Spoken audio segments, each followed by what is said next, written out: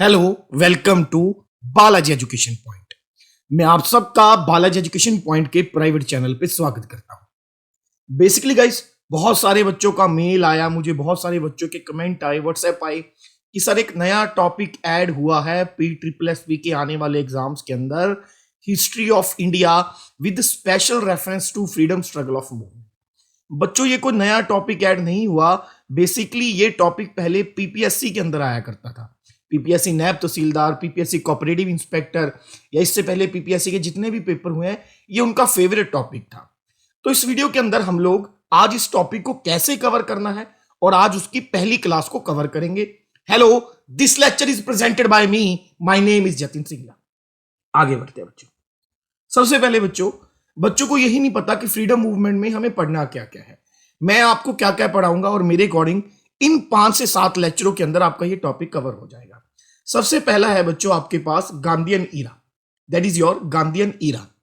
Gandhian era के अंदर जब महात्मा गांधी भारत आए और जब तक उनकी डेथ हुई, इन बिटवीन उन्होंने बहुत सारी मूवमेंट चलाई बच्चों, बहुत सारे आंदोलन चलाए। Gandhian era is the most important topic for the freedom movement. Next, Bharat के देश की पहली आजादी की लड़ाई कहा जाने वाला रिवोल्ट ऑफ 1857, 1857 ईस्वी की क्रांति, आप बचपन तो पढ़ते आ रहे हैं। INC, Indian national Congress, AOU ने इसकी स्थापना करी। INC ने किस तरीके से कौन से सेशन में कौन सा काम किया और कौन सा काम छोड़ा। सुभाष चंद्र बोस जब इंडिया रिटर्न किए, इंडियन नेशनल आर्मी बनाई, इन्होंने किस तरीके से फॉरवर्ड ब्लॉक अपना एक पॉलिटिकल पार्टी बनाया, उसमें इंडिया के लिए क्या क्या काम किया।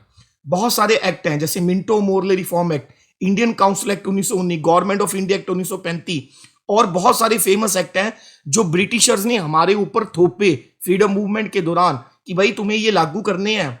किसमें डीआरची आया, किसमें मुसलमानों को अलग से सेपरेट इलेक्शन देने की बात कही गई, किसमें प्रोविंस के अंदर डेमोक्रेटिक इलेक्शन करने की बात कही गई। उसके बाद पार्टीशन हुई इंडिया और पाकिस्तान के बीच में, इंडिया का इंडिपेंडेंस एक्ट पास हुआ, ठीक है, 1947 में लंदन के अंदर। और उसके बाद हम करेंगे 250 मिक्स MCQ, जो फ्रीडम मूवमेंट के अंदर मैंने 8वीं क्लास से लेकर 11वीं क्लास की जो NCERT की किताब आती है, सबसे बढ़िया सोर्स यही है। इसके अंदर से लगभग 250 MCQ का मैंने PDF बनाया है, ये डिस्कस करेंगे। अच्छी बात क्या है, इन सारे लेक्चरों को मैं YouTube पे फ्री लेने वाला हूं। हर एक का आपको PDF मिलेगा, PDF आपको बाइलैंग्वेज मिलेगा। आपको करना क्या है बच्चों, आपको करना है टेलीग्राम चैनल ज्वाइन। पहले मैं टेलीग्राम चैनल में PDF डालूंगा, उसके बाद मैं डालूंगा उसकी वीडियो, बाइलैंग्वेज वीडियो होगी, बाइलैंग्वेज PDF होगा जिसमें इंग्लिश और पंजाबी दोनों में लिखा होगा। टेलीग्राम आप जरूर ज्वाइन करिए कृपया करके। आपने ऐसे ऐसे चैनलों को व्यू दे रखे हैं, ऐसे ऐसे चैनलों को सब्सक्राइब कर रखा है जिन्होंने आपकी मेहनत में बिल्कुल योगदान नहीं है। मैं कम वीडियो लेके आता हूं लेकिन बहुत अच्छी लेवल की लेके आता हूं, बच्चों का बहुत सपोर्ट रहता है मुझे। तो आप अगर पहली बार मेरी वीडियो सुन रहे हैं तो आराम से इसको सुनिए, पेशेंस से इसको सुनिए। जीके का मतलब रट्टा मारना नहीं है। History is all about to learn. इतिहास से सीखा जाता है, समझा जाता है, याद रखिएगा बात। इसके अलावा अगर आप हमारे चैनल पे नए हैं, वीडियो को लाइक जरूर करिए, चैनल को सब्सक्राइब जरूर करिए। आज की पहली क्लास रहेगी हमारी गांधीयन ईरा के ऊपर, लगभग 50 मिनट के करीब की ये क्लास होगी। वीडियो पसंद आए तो आगे शेयर जरूर करना। चलिए करते हैं आज की पहली क्लास। PDF दिया हुआ है महात्मा गांधी जी के ऊपर, उस PDF को डिटेल में आज मैं आप लोगों को पढ़ाऊंगा। तो इस वीडियो को सुनने से पहले आपको उस PDF की कॉपी अपने सामने रख लेनी है, या फिर उस PDF को किसी भी तरीके से अपने सामने रख लीजिए। कुछ एक्स्ट्रा इंपॉर्टेंट बातें भी मैं आपको बताऊंगा। जब आप ये वीडियो कंप्लीट सुन लेंगे तो आपको मॉडर्न हिस्ट्री का आधे से ज्यादा बेस क्लियर हो जाएगा, ठीक है। ऐसा कोई एग्जाम नहीं है जिसमें महात्मा गांधी जी के ऊपर जुड़ा हुआ क्वेश्चन ना पूछा जाए। तो चलिए शुरुआत करते हैं। सबसे पहला पॉइंट, महात्मा गांधी जी का जन्म हुआ 2 अक्टूबर 1869 को। यह जन्म हुआ था इनका पोरबंदर गुजरात में, ठीक है। इनका रियल नेम क्या था, मोहनदास करमचंद गांधी। कुछ अन्य नेम भी थे, इन्हें बापूजी भी कहते हैं, ठीक है। इन्हें द फादर ऑफ नेशन का टाइटल भी दिया गया। यह क्वेश्चन सबसे इंपॉर्टेंट है, who gave the title of father of nation to the Mahatma Gandhi. तो महात्मा गांधी जी को फादर ऑफ नेशन का टाइटल दिया था सुभाष चंद्र बोस ने, और गांधी जी ने सुभाष चंद्र बोस को क्या टाइटल दिया था, the Prince of patriot, the Prince of patriot, ठीक है। पेट्रियट होता है एक तरीके का देशभक्त, ठीक है जी। तो महात्मा गांधी जी को फादर ऑफ नेशन यानी कि राष्ट्रपिता का टाइटल दिया था सुभाष चंद्र बोस ने, और सुभाष चंद्र बोस को गांधी जी ने टाइटल दिया था प्रिंस ऑफ पेट्रियट। और अगर पूछा जाए गांधी जी को महात्मा सबसे पहली बार किसने कहकर पुकारा, who gave the title of Mahatma to Gandhi ji, तो this title was given by Rabindranath Tagore. Rabindranath Tagore ji ने गांधी जी को महात्मा कहकर पुकारा था। इंपॉर्टेंट क्वेश्चन है, ये याद रख लीजिएगा। और बदले में गांधी जी ने रविंद्रनाथ टैगोर को क्या टाइटल दिया था, गुरुदेव, ठीक है। ये थोड़ा सा कॉम्प्लेक्स चीजें हैं पर याद तो रखनी पड़ेंगी। ओके होगी बात। फादर ऑफ नेशन का टाइटल गांधी जी को किसने दिया, सुभाष चंद्र बोस ने। सुभाष चंद्र बोस को गांधी जी ने क्या टाइटल दिया, प्रिंस ऑफ पेट्रियट, ठीक है, एक तरीके से देशभक्ति का राजा या राजकुमार। ओके। दूसरा, गांधी जी को पहली बार महात्मा का टाइटल किसने दिया, रविंद्रनाथ टैगोर ने, ठीक है जी। और रविंद्रनाथ टैगोर को गांधी जी ने क्या बोला था, Gurudev. Very very important. Gandhi ji के फादर का नाम था करमचंद गांधी, जो पेशे थे दीवान थे। इनका प्रोफेशन पूछ लेते हैं, दीवान थे पेशे से, ठीक है। एंड पुतलीबाई इनकी मदर का नाम था। इनकी वाइफ का नाम था कस्तूरबा गांधी। गांधी जी की शादी 13 साल की उम्र में हो गई थी, ठीक है, ये याद रखिए। और गांधी जी अपनी वाइफ को प्यार से बा कहकर पुकारते थे। ओके। इनकी जो क्वालिफिकेशन थी, ये क्वालिफिकेशन बैरिस्टर थी। बैरिस्टर क्या होता है, जो अपनी लॉ कंप्लीट करता है लंदन के अंदर। ये पॉइंट इंपॉर्टेंट है, ठीक है, कि गांधी जी ने अपना पहला केस कहां लड़ा या किसके लिए लड़ा। गांधी जी ने अपना पहला केस दादा अब्दुल्ला का लड़ा था, ठीक है। दादा अब्दुल्ला जो थे एक मुस्लिम व्यापारी थे पोरबंदर के, ठीक है। इनका केस लड़ा था इन्होंने साउथ अफ्रीका के अंदर। Important question. गांधी जी ने फर्स्ट ऑर्गेनाइजेशन कौन सी बनाई, the first organisation opened by the Gandhi ji Natal Congress. Very very important. Gandhi ji के द्वारा बनाई गई पहली संस्था का नाम क्या था, तो गांधी जी के द्वारा बनवाई गई पहली संस्था का नाम था नटल कांग्रेस। नटल एक जगह है साउथ अफ्रीका के अंदर, ठीक है। तो वहां पर जो रेसिज्म था उसके खिलाफ इन्होंने पहली ऑर्गेनाइजेशन बनाई थी, दैट इज नटल कांग्रेस। इन्होंने एक फार्म की स्थापना करी थी 1904 के अंदर, that is called Phoenix farm, Phoenix farm, ठीक है। नेक्स्ट, साउथ अफ्रीका में रहते वक्त इन्होंने एक न्यूज़पेपर स्टार्ट किया था। न्यूज़पेपर का नाम है दैट इज इंडियन ओपिनियन। भारतीयों की विचारधारा या भारतीयों का ओपिनियन क्या है, वो किस नजरिए से सोचते हैं साउथ अफ्रीका के अंदर, ठीक है। वैसे तो इन्होंने बहुत सारे न्यूज़पेपर लिखे हैं, तो ये क्वेश्चन आ जाता है कि गांधी जी ने साउथ अफ्रीका में कौन सा न्यूज़पेपर शुरू किया था, इंडियन ओपिनियन। कहीं से एक्स्ट्रा पढ़ने की जरूरत नहीं है। पंजाब जीके की टोटल मैंने 9 वीडियोस डाली हैं। उनकी जो लास्ट वाली 3 वीडियोस हैं और एक जो पहली वीडियोस है उसमें भी मैंने मॉडर्न हिस्ट्री बहुत ज्यादा कवर करी है पंजाब से रिलेट करके। पीपीएससी पूछती क्या है, या पंजाब के पेपर में क्वेश्चन डायरेक्टली मॉडर्न हिस्ट्री पे नहीं आता, पंजाब को रिलेट करेगा मॉडर्न हिस्ट्री से, इस तरीके से क्वेश्चन आता है। तो जब तक हम एक्चुअल मॉडर्न हिस्ट्री पे पहुंचेंगे ना, तो मैं 40 से 50% आपकी मॉडर्न हिस्ट्री का बेस इन्हीं वीडियोस के थ्रू कवर कर दूंगा कि आपको मॉडर्न हिस्ट्री बिल्कुल एक नंबर समझ में आएगी। क्लियर होगी बात। नेक्स्ट, इन south Africa Gandhi ji first time used सत्याग्रह। ये क्वेश्चन आता है कि गांधी ने पहली बार सत्याग्रह जो था कहां इस्तेमाल किया था, वो इस्तेमाल किया था साउथ अफ्रीका में एज ए वेपन के तौर पर। गांधी जी के अलग अलग टीचर हुए हैं। टीचर का मतलब क्या है, जहां से आप कुछ सीखते हो। एक थे इनके स्पिरिचुअल टीचर, आध्यात्मिक गुरु, जिनको हम बोलते हैं Leo Tolstoy. Very very important. इनके अगर राजनीतिक गुरु पूछा जाए, पॉलिटिकल टीचर पूछा जाए, तो वो थे Gopal Krishna Gokhale. Very very important, ठीक है, कि who was the political guru of Mahatma Gandhi. The political guru of Mahatma Gandhi was Gopal Krishna Gokhale, जो गांधी जी को पहली बार 1912 में मिले थे। एक क्वेश्चन मैं और बता देता हूं, जब गांधी जी साउथ अफ्रीका से इंडिया वापस लौटते हैं, ठीक है, तो उन्हें एक सलाह दी जाती है बाय द एनी बेसेंट, ठीक है। एनी बेसेंट भी भारत के इतिहास में फ्रीडम में एक बहुत बड़ा नाम है, एनी बेसेंट। तो क्वेश्चन क्या आता है कि भाई किसने गांधी जी को यह सलाह दी थी कि इंडियन पॉलिटिक्स में आने से पहले आप कम से कम 1 साल तक इंडियन पॉलिटिक्स का स्टूडेंट बनिए और सारी चीजों को अच्छे से ऑब्जर्व करिए। Before coming in the actual Indian politics आप 1 साल तक एज ए पॉलिटिक्स का student, as a observer India में काम करें। तो यह सलाह दी थी गांधी जी को एनी बेसेंट ने। और एनी बेसेंट कौन सी थी, आईएनसी, इंडियन नेशनल कांग्रेस की पहली फीमेल अध्यक्ष थी। First female president of INC. INC जो भारत की सबसे पुरानी पॉलिटिकल पार्टी हुई है, 1885 में बनी थी। तो आईएनसी उसकी पहली महिला अध्यक्ष, एनी बेसेंट उसकी पहली महिला अध्यक्ष थी। क्लियर है। गांधी जी की ऑटोबायोग्राफी, देखो भाई एक सिर्फ बायोग्राफी होती है, बायोग्राफी का मतलब होता है जीवनी, ठीक है, कि मैंने किसी और के जीवन के ऊपर बुक लिख दी, दैट इज कॉल्ड बायोग्राफी। जब आप अपनी जीवनी पे खुद किताब लिखते हो that is known as autobiography. और ये बहुत पूछते हैं माई एक्सपेरिमेंट विद ट्रुथ, ठीक है। गांधी जी साउथ अफ्रीका से भारत कब लौटे? 9 जनवरी 1915 को। डेज वाली वीडियो में बताया था, इसलिए 9 जनवरी को हर साल कौन सा डे मनाया जाता है? एनआरआई डे मनाया जाता है। Super important. जैसे मैं हिस्ट्री पढ़ा रहा हूं, मुझे बिना रोके टोके हिस्ट्री पढ़ाने दो, ठीक है। पढ़ाने का मेरा तरीका हिस्ट्री को अलग है, पर ये आपको 130% गारंटी है कि पेपर में आप हिस्ट्री की बिल्कुल जिसको बोलते हैं ना बैंड बजा के आओगे, ठीक है। नेक्स्ट, अगला, न्यूज़पेपर्स ऑफ गांधी जी। और कौन कौन से न्यूज़पेपर लिखे? एक तो इंडियन ओपिनियन लिखा जो साउथ अफ्रीका में था, एक लिखा हरिजन, ठीक है, हमारी जो डिप्रेस्ड क्लास थी उनके ऊपर लिखा, एक लिखा यंग इंडिया, ठीक है जी, एक लिखा Navjivan. There are the 4 major newspaper written by the Gandhi ji, Indian Opinion, Harijan, Young India and Navjivan. Next, railway station related to Mahatma Gandhi. आपको पता होगा कि महात्मा गांधी जी को एक बार जो था साउथ अफ्रीका में रेसिज्म के चलते हुए, गोरा काला चमड़ी के चक्कर में चलते हुए चलती ट्रेन से धक्का दे दिया गया था, जबकि उनके पास एक बुकिंग क्लास का टिकट था।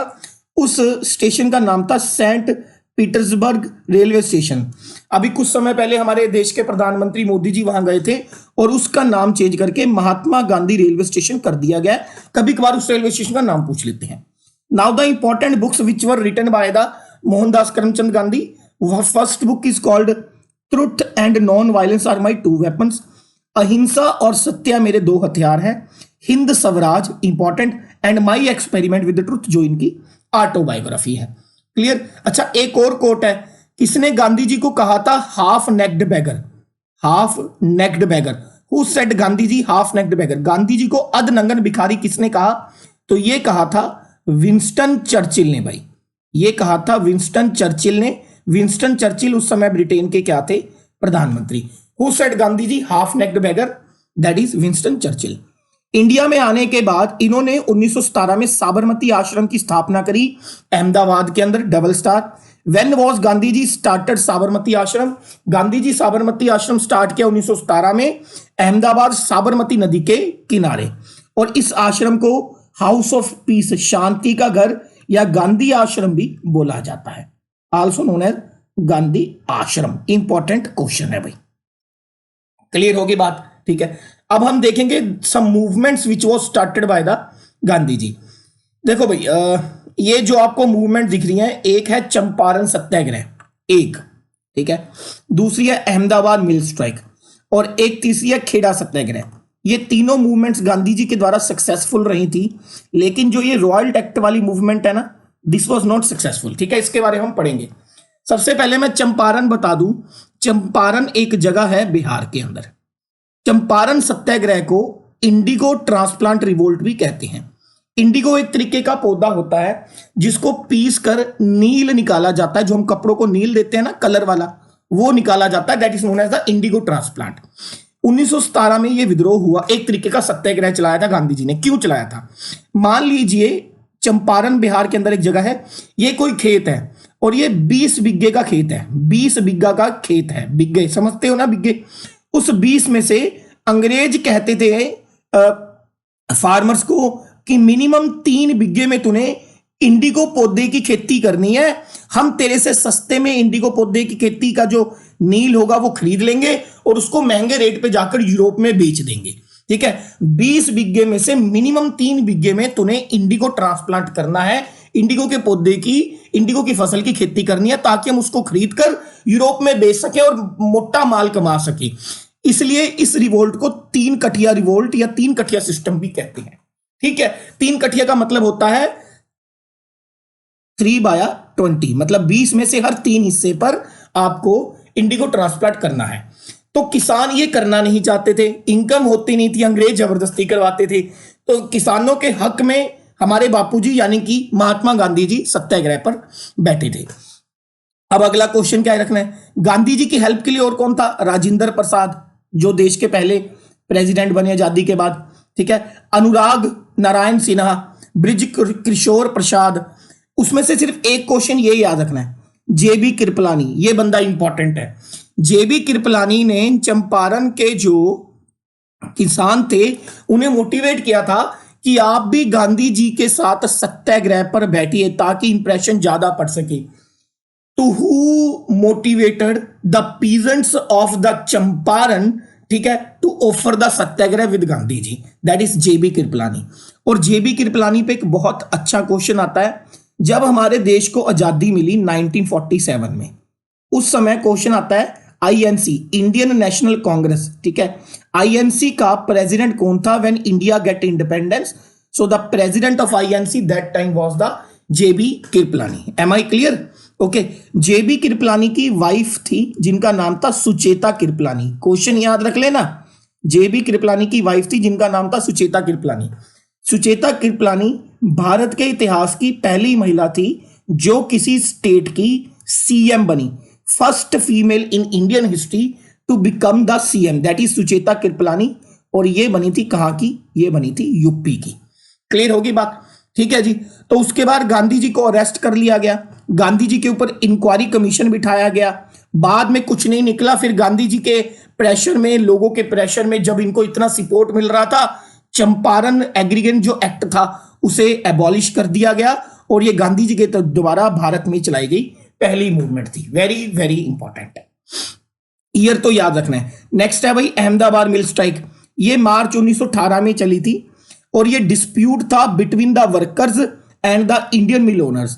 अहमदाबाद में जो मिल ऑनर थे और जो उस मिल में काम करने वाले वर्कर्स थे, उनके बीच में चलाई गई ये एक तरीके की डिस्प्यूट था जिसको बोलते हैं अहमदाबाद मिल स्ट्राइक। ठीक है, और मैं इसके बारे में डिटेल में समझाऊंगा। क्वेश्चन ये आता है कि गांधी जी ने पहली बार भारत में हंगर स्ट्राइक, भूख हड़ताल एज ए वेपन के तौर पर, हथियार के तौर पर कब इस्तेमाल करी? तो अहमदाबाद मिल स्ट्राइक के दौरान गांधी जी ने पहली बार हंगर स्ट्राइक यानी कि भूख हड़ताल एज ए वेपन के तौर पर इस्तेमाल करी थी। Super duper important question. अब अहमदाबाद मिल स्ट्राइक का पंगा क्या था? देखिए जी, उस समय इंडिया में चल रहा था प्लेग एक महामारी थी। ठीक है, पूरे इंडिया में प्लेग चल रहा था। ठीक है, उस समय जो इस अहमदाबाद मिल स्ट्राइक के वर्कर्स थे वो चाहते थे कि उनकी इनकम में, यानी कि उनको जो डेली पगार मिलती है उसमें 50% का इंक्रीमेंट हो, उसमें 50% की जो है इंक्रीमेंट हो। लेकिन जो अहमदाबाद मिल स्ट्राइक के वर्क ऑनर थे वो चाहते थे कि आपको सिर्फ 30% प्लेग का बोनस दिया जाएगा, एक बार ओनली, भी एक बार बोनस दे के खेड़ा छुड़वा लेंगे। ठीक है, लेकिन वो चाहते थे कि हमें प्लेग का बोनस नहीं चाहिए, हमें तो 50% रेगुलर इंक्रीमेंट चाहिए इन द सैलरी। ठीक है, तो ये पूरा डिस्प्यूट था अहमदाबाद मिल स्ट्राइक का। क्वेश्चन सिर्फ इतना आएगा कि अहमदाबाद मिल स्ट्राइक कब हुई? मार्च 1918 में। ठीक है, किसके चलते हुई? प्लेग का बोनस था ऑनर्स और वर्कर्स के बीच में। गांधी जी ने यहां पर पहली बार हंगर स्ट्राइक इस्तेमाल करी। Kheda satyagraha super important, it was held in 1918 at Kheda district Gujarat. This satyagraha was due to the failure of the crops due to which peasants were in stress and government ignored their appeals for the remission of the land revenue।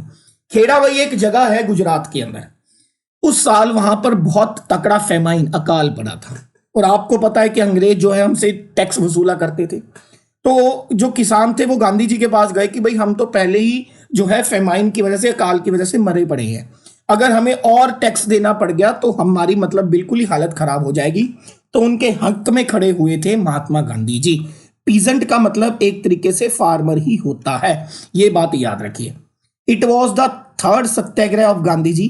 ठीक है, इस सत्याग्रह में leader जो जिन्होंने गांधी जी को support किया, सरदार वल्लभ भाई Patel, very very important.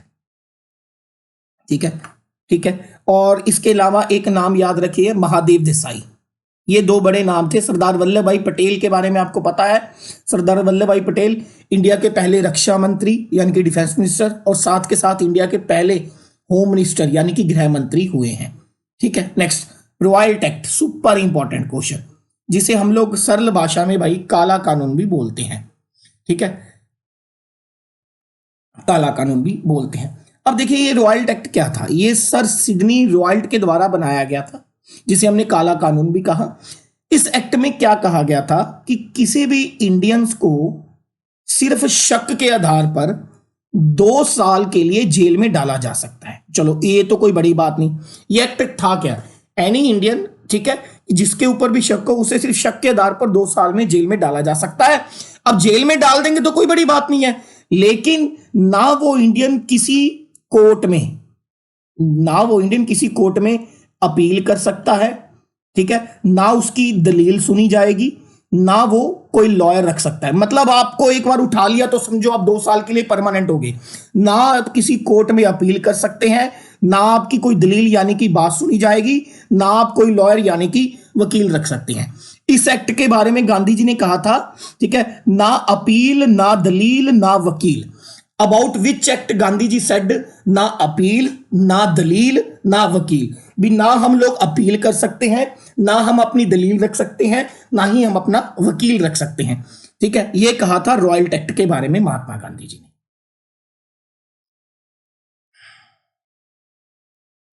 बाकी आप पढ़ लेना, ठीक है। ये हैबेस कॉर्पस जो है एक रिट होती है, उसको पूरी तरीके से सस्पेंड कर देती थी, ठीक है। ये आपको बताई दिया, ना दलील, ना वकील, ना अपील, ये महात्मा गांधी जी ने कहा था इस एक्ट के बारे में, ठीक है। नेक्स्ट, अब देखो इस एक्ट के तहत ही शुरुआत होती है जलियांवाला बाग की। अब जलियांवाला बाग की दुर्घटना इसके साथ कैसे जुड़ी हुई है? रॉयल्ट एक्ट समझ में आ गया। 2 मेन पॉइंट की किसी भी इंडियंस को 2 साल के लिए जेल में डाला जा सकता है, ना वो अपील कर सकता है, ना दलील कर सकता है, ना वकील, किसी भी कोर्ट ऑफ लॉ में उसकी बात नहीं सुनी जाएगी।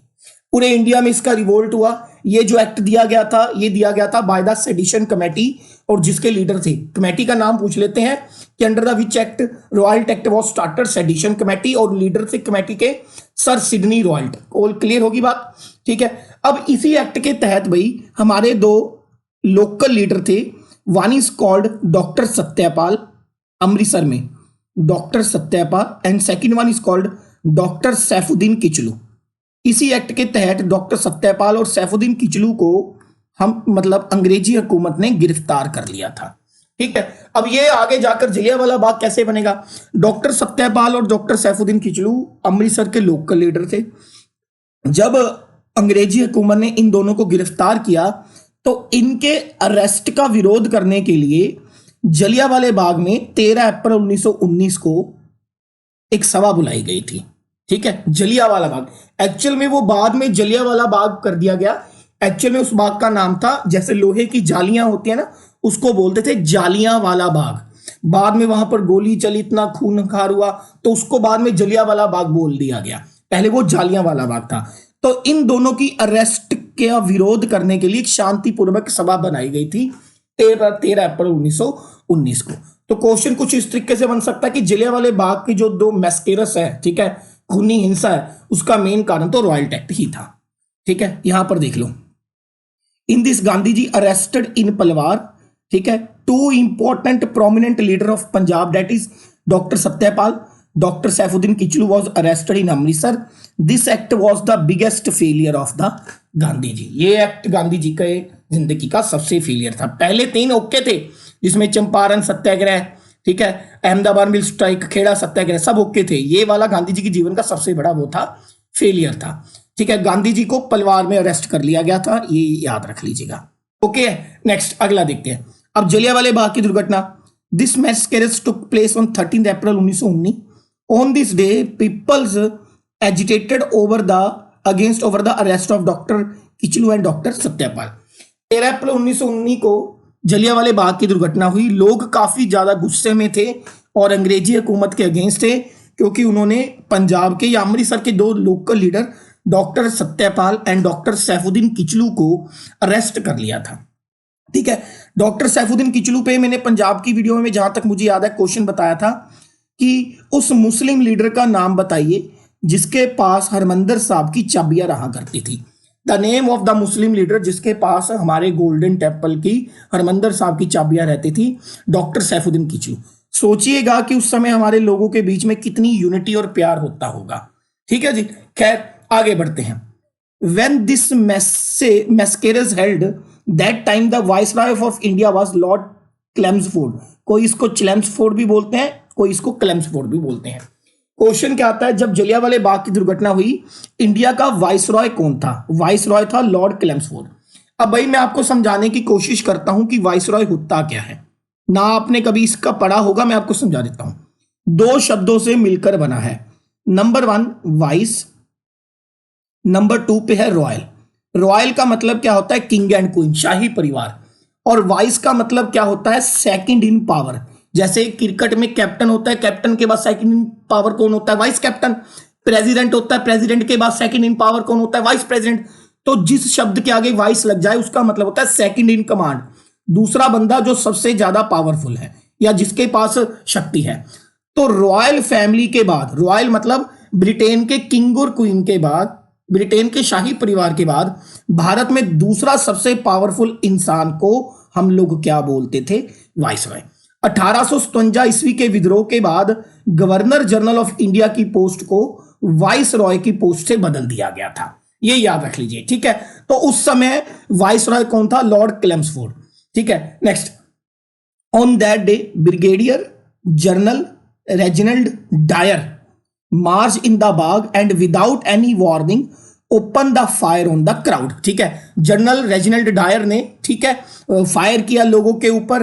कहते हैं कि according to the official report 379 people were killed, ठीक है, 1137 वाज वाउंडेड। लगभग 380 के करीब लोग जो थे मारे गए थे, 1100 के करीब जो थे लोग जख्मी हुए थे। अब ये तो हो गया भाई अंग्रेजों का एक्शन। बदले में हमने क्या किया था? देखो, हमारे जो रविंद्रनाथ टैगोर थे, सर रविंद्रनाथ टैगोर थे, इनको एक अंग्रेजों की तरफ से टाइटल दिया गया था, दैट इज नाइटहुडशिप। अंग्रेजों की तरफ से एक टाइटल दिया गया था नाइटहुडशिप, ठीक है। तो इन्होंने जलियांवाले बाग की दुर्घटना में अपना विद्रोह दिखाने के लिए नाइटहुडशिप का जो टाइटल था उसे रिटर्न कर दिया। Super important question, who returned its knighthoodship title, ठीक है, ठीक है, जिसने अपना नाइटहुडशिप टाइटल रिटर्न किया जलियांवाले बाग की दुर्घटना के अगेंस्ट, तो वो थे रविंद्रनाथ टैगोर। हाँ, जो कमीशन जलियांवाले बाग की घटना की जांच करने के लिए भारत आया था, उस कमीशन का नाम क्या था? The name of the commission who came to India, ठीक है, जो जलियांवाले बाग की दुर्घटना की जांच करने आया था, वो था हंटर कमीशन। हंटर कमीशन हम लोग एजुकेशन पॉलिसीज में भी पढ़ते हैं, यहां पर भी पढ़ते हैं, दोनों डिफरेंट है, कंफ्यूज नहीं होना, ठीक है। अब भाई मैं आपको एक कहानी सुनाने वाला हूं, ध्यान से समझना।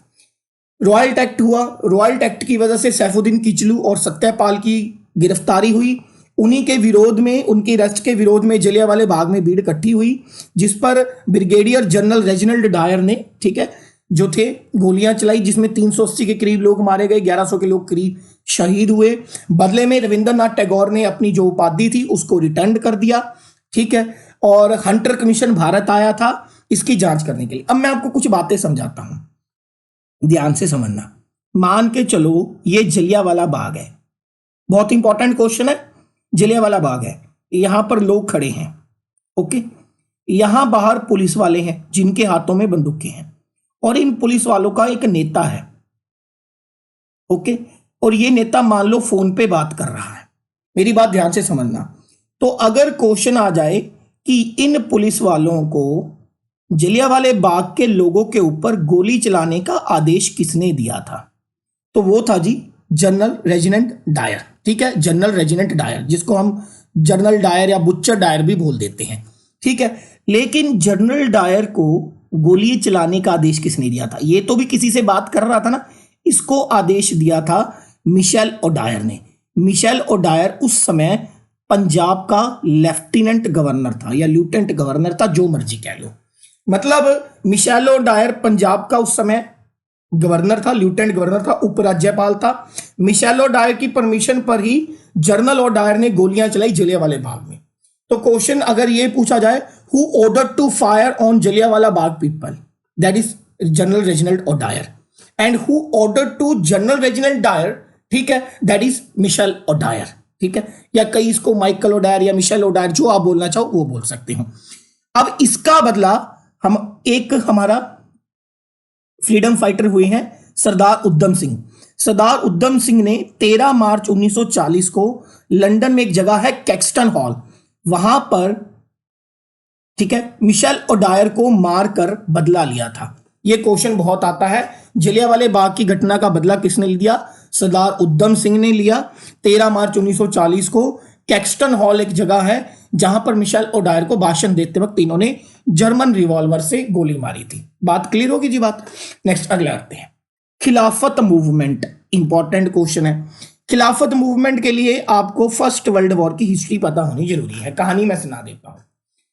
प्रथम विश्व युद्ध जो था लगभग 1914 से लेकर 1918 के बीच में हुआ। ठीक है, बहुत सारी मैंने डेट बताई है। उस समय दो अलग अलग गुट थे। एक गुट का मेंबर ब्रिटेन था और एक गुट का मेंबर तुर्की था। ठीक है, मतलब ऐसे लगा लो कि दो गुट जो आपस में लड़ रहे थे, उसमें ब्रिटेन एक गुट का हिस्सा था और तुर्की एक गुट का हिस्सा था। तो फर्स्ट वर्ल्ड वॉर के दौरान तुर्की के जो कैलिफेट्स थे, कैलिफेट्स क्या होता है? तुर्की के जो सबसे बड़े मुस्लिम धर्मगुरु थे उनको कैलिफेट्स बोलते हैं या खलीफा बोलते हैं। तो इन कैलिफेट्स को युद्ध जीतने के बाद ब्रिटेन ने इनके साथ बहुत ज्यादा मिसबिहेव किया। तो जब तुर्की में बैठे हुए अपने मुसलमान गुरुओं के खिलाफ ब्रिटेन के द्वारा इतना मिसबिहेव देखा गया, तो भारत के जो मुसलमान थे उन्होंने ब्रिटेन के खिलाफ या अंग्रेजी हुकूमत के खिलाफ एक रिवोल्ट या एक तरीके की मूवमेंट चलाई थी जिसको खिलाफत मूवमेंट कहते हैं। बात क्लियर होगी? अब आगे बढ़ते हैं। It was held in 1920 against British government by the Muslim League because Britishers misbehaved with the Muslim Caliphate of Turkish। ठीक है, मुस्लिम लीग के द्वारा चलाया गया क्योंकि ब्रिटेन ने फर्स्ट युद्ध के अंत में तुर्की के जो मुस्लिम कैलिफेट से लीडर्स थे उनके साथ बहुत मिसबिहेव किया। और ये किसने चलाया था? By the two brothers, one is called Maulana Mohammad, ठीक है, and second one Maulana Mohammad Ali and second one is called Shaukat Ali. ठीक है, it was started by the two brothers, that is Maulana Mohammad Ali and Shaukat Ali. याद रखिएगा, ठीक है। Who started the Khilafat movement? By the Ali brothers. ठीक है, Maulana Mohammad Ali and the Shaukat Ali in 1920। Year याद रखना बहुत ज्यादा जरूरी है। आईएनसी ने खिलाफत मूवमेंट को सपोर्ट किया था। ठीक है, देखो मुस्लिम लीग एक अलग पार्टी बन चुकी थी, इंडियन नेशनल कांग्रेस एक अलग पार्टी थी। ठीक है, तो इंडियन नेशनल कांग्रेस ने खिलाफत मूवमेंट को सपोर्ट किया। किसके कहने पर सपोर्ट किया? On the behalf of Gandhi ji. Question आता है कि गांधी जी ने किस अपॉर्चुनिटी को गोल्डन अपॉर्चुनिटी के खिलाफ, गोल्डन अपॉर्चुनिटी के तौर पर देखा। अब मेरी बात ध्यान से समझो।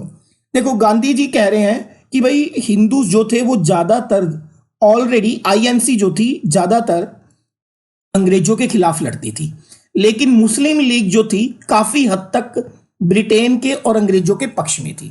तो पहली बार इन्होंने देखा कि भाई आईएनसी भी ब्रिटेन के खिलाफ है, मुस्लिम लीग भी ब्रिटेन के खिलाफ है, तो मुसलमान तो ऑलरेडी खिलाफ हो चुके हैं, तो अगर मैं एक ऐसी मूवमेंट चला दूं जिसमें आईएनसी या फिर ज्यादातर हिंदू भी ब्रिटेन के खिलाफ हो जाएं, तो हम लोग एक मास मूवमेंट शुरू कर सकते हैं ब्रिटेन सरकार के खिलाफ। तो क्वेश्चन आता है गांधी जी ने किस मूवमेंट को गोल्डन अपॉर्चुनिटी के तौर पर इस्तेमाल किया? वो थी खिलाफत मूवमेंट। ठीक है, ठीक है, Gandhi ji used this movement as a Hindu Muslim unity. Very very important. Non cooperation movement. अब खिलाफत मूवमेंट चल रही है, आईएनसी के तरफ से, गांधी जी की तरफ से हिंदुओं को और आईएनसी के मेंबर्स को खिलाफ करने के लिए जो मूवमेंट चलाई जाएगी that is called non cooperation movement. कौन सी मूवमेंट चलाई जाएगी? That is non cooperation movement. It was the first mass movement of Gandhi ji. ये पहला जन समूह आंदोलन था जो गांधी जी की अध्यक्षता में चलाया गया। Super important. It was the first mass movement of Gandhi ji. ठीक है, this movement was formally launched on August 1920। 1 अगस्त 1920 चलाई गई। डेट याद रखियो। ठीक है, क्योंकि इस डेट को, ऑन दिस डेट बाल गंगाधर तिलक वॉज डाइड। ठीक है, इसी डेट को बाल गंगाधर तिलक, भारत के एक बहुत बड़े फ्रीडम फाइटर हुए हैं, एक्सट्रीमिस्ट का एक हिस्सा हुए हैं, बाल गंगाधर तिलक मरे थे। और बाल गंगाधर तिलक के मरने पर गांधी जी ने एक शब्द कहा था जो क्वेश्चन है, today I lost my biggest weapon. मैंने आज अपना सबसे बड़ा हथियार खो दिया। खैर, next. On this death of Tilak Gandhi ji said, today I lost my biggest weapon, Gandhi returned his title of Kesari Hind.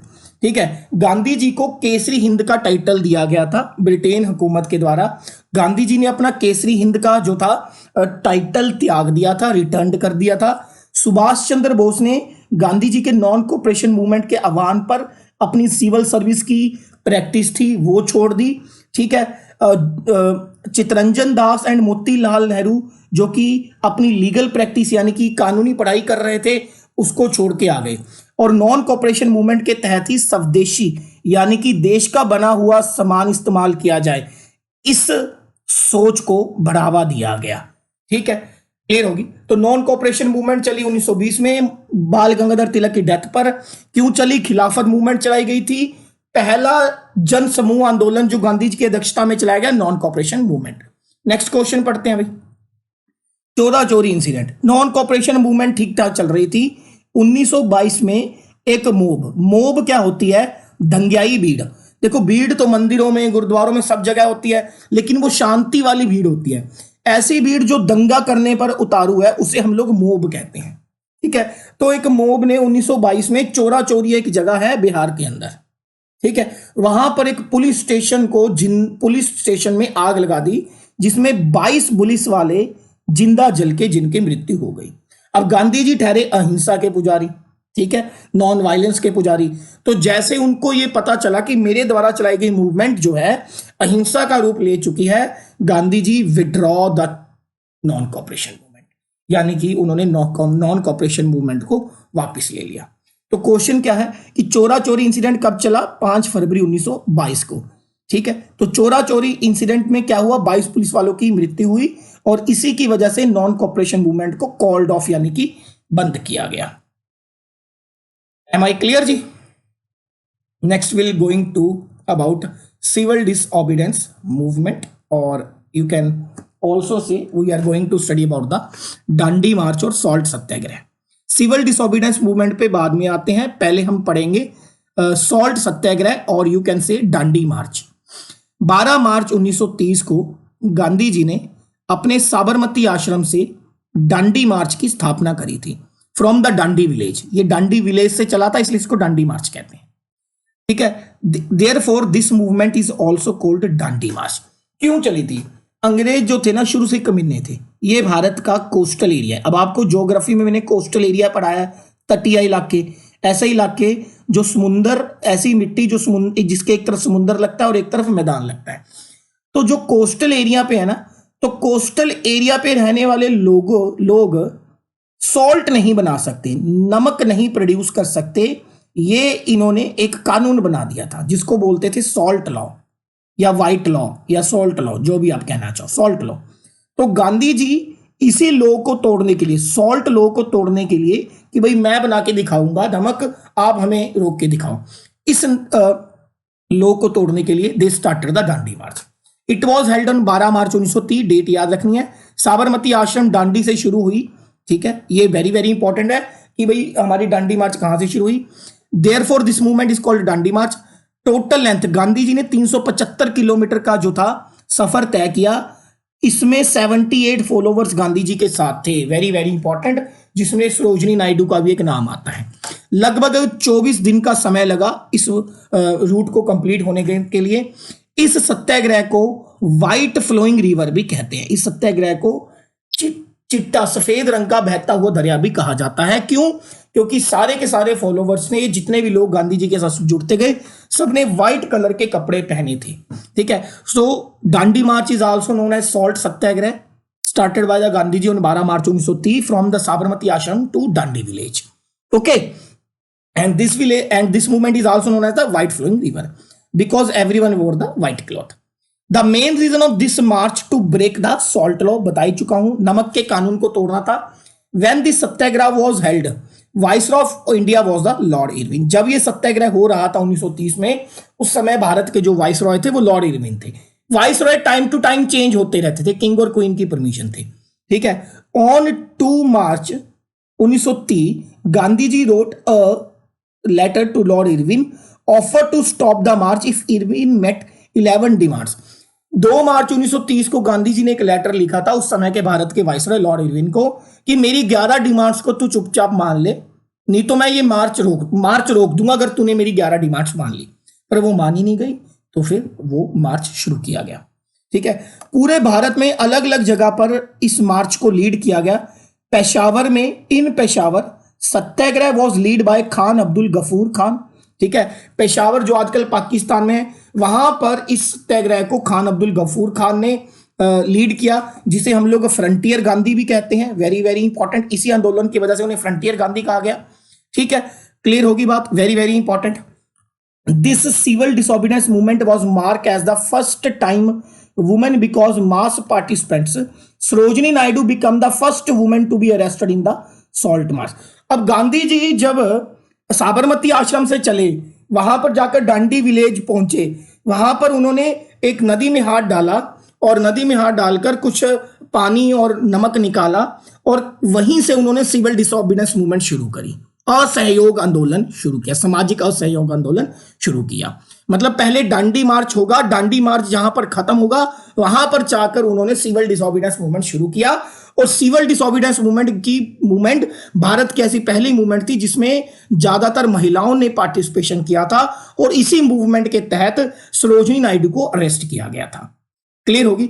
अब जब गांधी जी को भी अरेस्ट कर लिया गया, सरोजिनी नायडू को भी अरेस्ट कर लिया गया, क्योंकि आपने साल्ट ब्रेक तोड़ा है, तो जो civil disobedience movement Gandhi ji ने चलाई थी, ठीक है, उसका नेता किसे बनाया गया। क्वेश्चन क्या आता है कि जब सिविल डिसोबीडियंस मूवमेंट के दौरान गांधी जी को अरेस्ट किया गया, गांधी जी ने अपनी जगह नेता बनाया था Abbas Tyabji. Very very important, who become the leader of all the movement after the arrest of Gandhi ji. Gandhi ji के अरेस्ट के बाद गांधी जी के द्वारा चलाए गए सारी मूवमेंट का लीडर किसे बनाया गया था, अब्बास त्याबजी को, जिसे grand old man of Gujarat भी कहते हैं, grand old man of Gujarat. और grand old man of India किसे बोलते हैं, दादा भाई नौरोजी को। जब ये मार्च हो रहा था, ये यात्रा चल रही थी 24 दिन की, तो ज्यादातर लोग एक गाना गाते थे, वैष्णव जन को जानिए जो पीड़ पड़ाई समझे। ठीक है, वैष्णव जन को जानिए जो पीड़ पड़ाई समझे, कि वो इंसान की जिंदगी है जो किसी दूसरे के दर्द को समझता है। और ये गांधी जी का फेवरेट भजन था, सॉन्ग था। और ये नरसिंह मेहता, गुजराती भाषा में लिखने वाले एक बहुत बड़े पोइट हुए हैं, नरसिंह मेहता के द्वारा लिखा गया था। तो क्वेश्चन क्या आता है कि भाई गांधी जी का फेवरेट जो भजन था वो क्या था, वैष्णव जन को जानिए, written by the Narsinh Mehta. Second चलते हैं भाई, पूना पैक्ट, पूना के अंदर होने वाला कानून। पूना पैक्ट हुआ था 24 अगस्त 1932 को, डेट इंपॉर्टेंट है। यादवाड़ा जेल में गांधी जी को पकड़कर पुणे की यादवाड़ा जेल में डाल दिया गया। वहां पर अंबेडकर साहब, जो भारत के पहले कानून मंत्री थे, फादर ऑफ इंडियन कॉन्स्टिट्यूशन थे, डॉक्टर भीमराव अंबेडकर और गांधी जी के बीच में पूना पैक्ट हुआ था। यह पैक्ट क्या था, अंबेडकर साहब चाहते थे कि पॉलिटिक्स के अंदर जो हमारी माइनॉरिटी कास्ट है, डिप्रेस्ड कास्ट है, दलित लोग हैं, उनको रिजर्वेशन दी जाए। गांधी जी और चाहते थे कि उनके इलेक्शन अलग हो। अंबेडकर साहब चाहते थे कि जो डिप्रेस्ड क्लास है उनके इलेक्शन अलग हो। गांधी जी कहते थे कि हमें डिप्रेस्ड क्लास को नॉर्मल जनरल सोसाइटी से अलग नहीं करना, अगर उनके इलेक्शन अलग हो गए तो फिर तो वो समाज से विपरीत हो जाएंगे, हमें उनको इनके बराबर लेके चलना है। तो इसके बीच में सॉल्यूशन क्या निकला, अंबेडकर साहब अपनी बात पे अड़े हुए थे, गांधी जी अपनी बात पे अड़े हुए थे। तो गांधी जी और अंबेडकर साहब में पुणे की यादवाड़ा जेल में सॉल्यूशन क्या निकला, मदन मोहन मालवीय और एक और नेता थे हमारे जिनका नाम था रामबाजी अंबेडकर। ठीक है, भीमराव अंबेडकर, मदन मोहन मालवीय और दूसरी तरफ से थी एनी बेसेंट। इन सब ने मिलकर एक बीच में सॉल्यूशन क्या निकाला, गांधी जी ने अंबेडकर साहब को कहा कि आप जो हमारी डिप्रेस्ड क्लास है, माइनॉरिटी क्लास है, उसे ऊपर लेके आना चाहते हैं, तो मैं ऐसे कर देता हूं कि जो हमारे इलेक्शंस है, ठीक है, उसमें डिप्रेस्ड क्लास की संख्या को बढ़ा दिया जाता है। पहले डिप्रेस्ड क्लास के, माइनॉरिटी क्लास के 71 मेंबर थे, अब उनको बढ़ाकर कितना कर दिया जाता है, 148 कर दिया जाता है। बस ये था पूना पैक्ट। बाकी डिटेल में जब मॉडर्न हिस्ट्री करेंगे तब पूरा समझाई दूंगा। तो पूना पैक्ट कब हुआ, 24 अगस्त 1932 को पुणे की यादवाड़ा जेल में, अंबेडकर साहब और गांधी जी के बीच में। ठीक है, अब भाई बीच में आता है पंगा थर्ड राउंड टेबल कॉन्फ्रेंस का। थर्ड राउंड टेबल कॉन्फ्रेंस क्या थी, पहली राउंड टेबल कॉन्फ्रेंस हुई थी 1930 में, first round table conference. Second round table conference हुई थी 1931 में। थर्ड राउंड टेबल कॉन्फ्रेंस हुई थी 1932 में। पहले तो भाई ये राउंड टेबल कॉन्फ्रेंस क्या होती है, हिंदी में बोलते हैं गोल मेज मीटिंग। राउंड टेबल का मतलब क्या है? जिसमें चारों तरफ बैठने वाले बंदे एक दूसरे के बराबर हैं। ये ज्यादातर ब्रिटेन सरकार और भारत के अलग अलग पार्टियों के लीडर के बीच में लंदन में हुआ करती थी हर साल लगभग, ठीक है, जिसमें आप अपनी बातें रख सकते हैं। तो जो फर्स्ट राउंड टेबल कॉन्फ्रेंस थी उसको आईएनसी ने बायकॉट किया था। पहली राउंड टेबल कॉन्फ्रेंस 1930 में हुई जिसको इंडियन नेशनल कांग्रेस ने बायकॉट किया था, पार्टिसिपेशन नहीं किया। आईएनसी मतलब गांधी जी और गांधी जी मतलब INC. Second round table conference में इंडियन नेशनल कांग्रेस ने पार्टिसिपेट किया था लंदन में, और आईएनसी की तरफ से लंदन जाकर पार्टिसिपेट किया कितने था? महात्मा गांधी ने। थर्ड राउंड टेबल कॉन्फ्रेंस में ना आईएनसी ने पार्टिसिपेट किया ना किसी और ने। क्यों? क्योंकि थर्ड राउंड टेबल कॉन्फ्रेंस के दौरान गांधी जी जेल में थे और एक आंदोलन चल रहा था, जेल भरो आंदोलन, ठीक है, इसलिए भारत के ज्यादातर नेता भारत की जेलों में बंद थे, इसलिए थर्ड राउंड टेबल कॉन्फ्रेंस कभी हुई नहीं। लेकिन डॉक्टर अंबेडकर एक ऐसे नेता थे जिन्होंने तीनों राउंड टेबल कॉन्फ्रेंस को अटेंड किया। तो क्वेश्चन आता है the name of the Indian leader who attend all the 3 round table conference, that is doctor Bhimrao Ambedkar. Clear? तो थर्ड राउंड टेबल कॉन्फ्रेंस के दौरान गांधी जी ठहरे जेल में, तो वो लंदन में मिल के आने के बाद गांधी जी को अंबेडकर साहब पुणे की यादवाड़ा जेल में मिलते हैं। क्लियर होगी जी बात? Next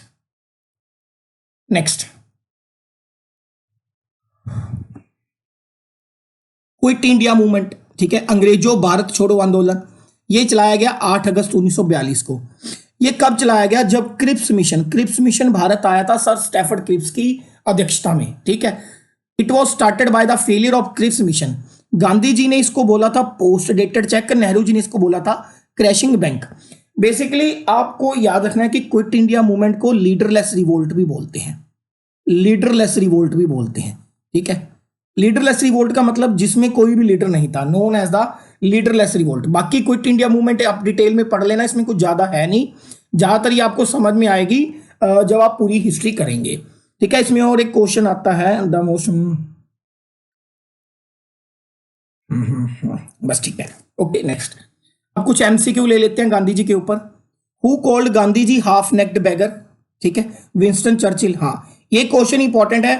who gave Gandhi ji the title of Kesari Hind, Lord Hardinge. Gandhi ji को केसरी हिंद का टाइटल किसने दिया? लॉर्ड हेडिंग ने दिया, ठीक है। Who called Gandhi ji as the father of nation, Subhash Chandra Bose. Who called Gandhi ji as Mahatma, Rabindranath Tagore. Who gave the title of Gurudev to Rabindranath Tagore, Gandhi ji. इसने कहा था गांधी जी के बारे में, generations to come it may scarce to believe that such one as him ever walked on earth in flesh and blood. इसने कहा गांधी जी के बारे में कि भाई जनरेशन आती जाएंगी, लोग आते रहेंगे जाते रहेंगे, ये मानना मुश्किल है कि गांधी जी जैसा इंसान धरती पर कभी आया था या आएगा, ठीक है। तो वो कहा था एल्बर्ट आइंस्टाइन ने, ये बात कही थी एल्बर्ट आइंस्टाइन ने। इंपॉर्टेंट क्वेश्चन है, ठीक है। और इसमें क्वेश्चन इंपॉर्टेंट क्या है? हाँ, महात्मा शब्द का मतलब क्या होता है? The great soul. Who known as the Sabarmati का संत किसे कहा गया? गांधी जी को, ठीक है।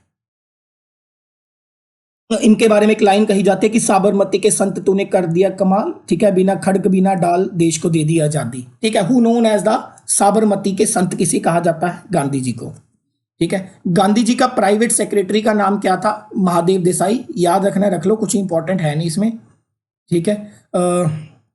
और हाँ, ये वाला क्वेश्चन इंपॉर्टेंट है। There is no leader in the world greater than Gandhi ji. Who said this word about Gandhi ji, ठीक है। कोई भी नेता ऐसा नहीं है जो गांधी जी की बराबरी का हो, ये कहा गया था सर स्टैफर्ड क्रिप्स के द्वारा।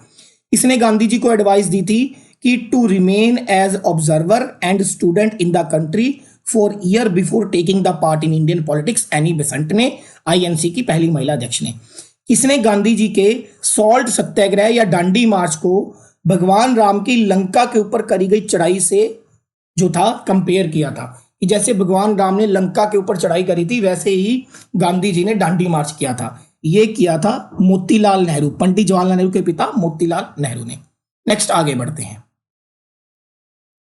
ठीक है। इंपॉर्टेंट क्वेश्चन ही बताऊंगा मैं। और हाँ, ये देख लो, ये क्वेश्चन वाला इंपॉर्टेंट है। हाँ, ये वाला question, when was Gandhi ji become the president of INC, very important. Gandhi ji INC के प्रेसिडेंट पहली बार कब बने, सुपर इंपॉर्टेंट। और कितनी बार बने, गांधी जी सिर्फ एक ही बार आईएनसी के अध्यक्ष बने हैं 1924 में।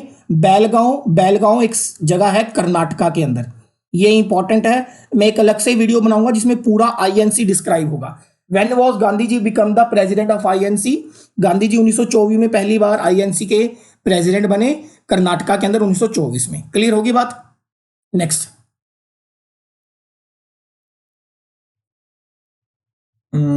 एक क्वेश्चन और आता है, हाँ ये गांधी और इरविन के बीच में पैक्ट कब हुआ, 5 मार्च 1931 को। सेकंड राउंड टेबल के बाद, फर्स्ट राउंड टेबल के बाद, ठीक है, फर्स्ट राउंड टेबल कॉन्फ्रेंस 1930 में हुई थी ना, तो फर्स्ट राउंड टेबल कॉन्फ्रेंस के बाद गांधी जी और इरविन के बीच में पैक्ट हुआ था, साइन हुआ था। नेक्स्ट, बाकी ये सारे क्वेश्चन आप देख लेना, ये मैं आपको पढ़ाई चुका हूं, सारे उसी में है। ये क्वेश्चन इंपॉर्टेंट है, who become the leader of salt Satyagraha when the Gandhi ji was arrested, Abbas Tyabji.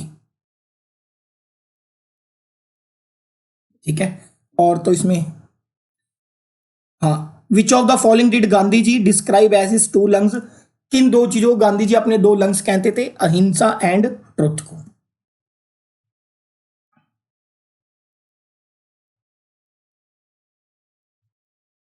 Next देखता हूं, आपको और बता देता हूं, इसको पढ़ लेना यार, थ्योरी तो जो जितनी मैंने पढ़ाई ना उतनी पढ़ लो, बहुत इंपॉर्टेंट है। 2-3 बार ही पढ़ दो ये सारे क्वेश्चन, बस ऑप्शन देख के याद हो जाए। हाँ, ये क्वेश्चन आता है कि फ्रंटियर गांधी किसे कहते हैं, खान अब्दुल गफूर खान को। ठीक है, बिहारी गांधी किसे कहते हैं, डॉक्टर राजेंद्र प्रसाद को, बिहार से थे। केरला गांधी किसे बोलते हैं, के कैलेपन को। ठीक है, मॉडर्न गांधी किसे कहते हैं, बाबा आमटे को। ठीक है, अमेरिकन गांधी किसे कहते हैं, मार्टिन लूथर किंग को। क्लियर होगी बात। साउथ अफ्रीका का गांधी या ब्लैक गांधी किसे बोलते हैं, नेल्सन मंडेला को। ठीक है, इंडोनेशिया का गांधी किसे बोलते हैं, अहमद सुकरोनो को। ये कुछ क्वेश्चन थे जो आपको याद रखने हैं। ठीक है, थैंक यू सो मच।